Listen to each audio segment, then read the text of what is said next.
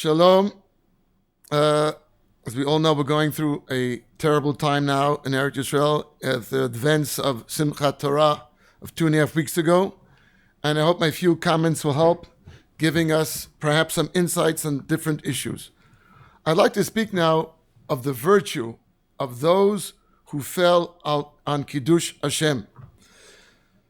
We have soldiers, and we have those who were not soldiers. Those who were at a nature party, a music festival.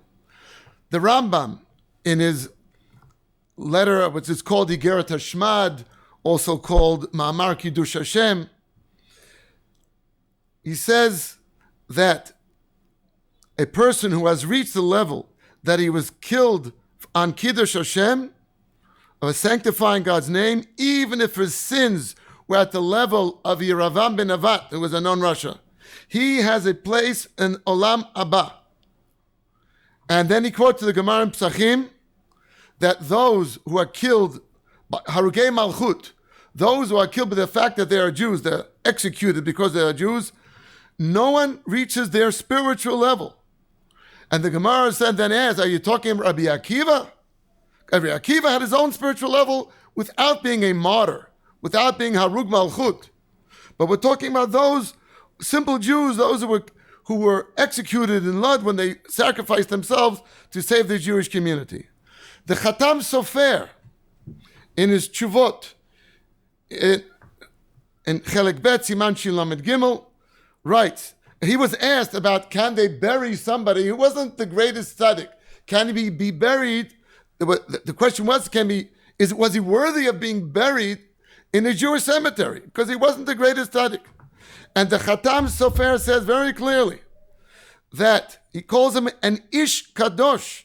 The fact that he was killed by a non-Jew because he is a Jew makes him a holy person, makes a Kadosh.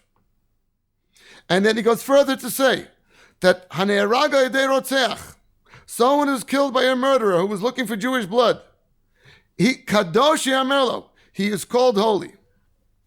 And it doesn't end there. Chazal in the Midrash Tehillim say that HaKadosh Baruch Hu does not forget the blood of the Jewish people who were murdered at the hands of the nations of the world. And the Midrash makes clear, Lo daman shel tzadikim bilvad, not just the blood of tzadikim, but anybody who was killed by the fact that he is a Jew. The Rabbi Abahu then continues, the name of Rabbi Elazar. Any tzaddik who is killed by the nations of the world by the fact that he is a Jew, HaKadosh Baruch Hu writes him in his purpuria. Some explain it in his book. Some explain it as if HaKadosh Baruch Hu writes it in his cloak. But nonetheless, the idea is that HaKadosh Baruch Hu does not forget those who were killed on Kiddush Hashem.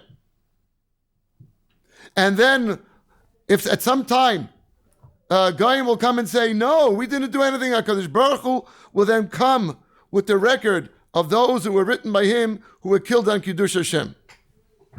I just want to conclude again with the words of Rav Kook Zatzal, who wrote at the time of the massacres in 1929.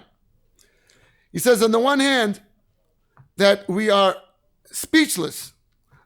We feel unable to cry at this time. One is because it is such a terrible thing which happened that our heart somehow has turned into stone and we find it difficult to find tears. But on the other hand, Rav Kook writes a profound idea. Ein bochim al mitat giborim, hem mekadshim et ha'umah umechazkim et rucha. We don't cry at the death of heroes, of giborim, those who have showed absolute courageousness in their fight against the terrorists, and they sanctify the entire nation and strengthen its spirit. Even those who unfortunately did not stay alive, and how much more so, those who, Be'ezrat Hashem, once the ground battle takes into place, will show their courageousness and Be'ezrat Hashem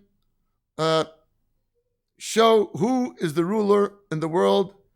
Kadosh Baruch Hu should send us all a Geulah Shlema B'Karov. All the best.